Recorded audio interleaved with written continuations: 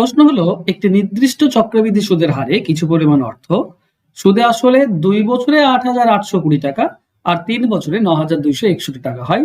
বার্ষিক সুদের হার কত?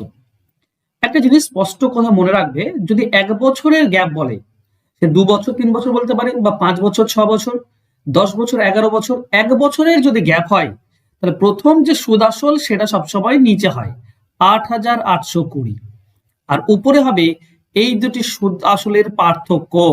এই 8,820 আর 9,261 এর পার্থক্য, হয় 441, সেটা উপরে যাবে, ইন্টু 100 করলেই তুমি সুদের হার পেয়ে যাবে।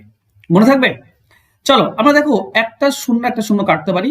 441 আর 882 2 দিয়ে কেটে যায়, 2 এর সঙ্গে এখানে 10 কাটলে 5, তার মানে 5%, এটাই হবে সঠিক উত্তর।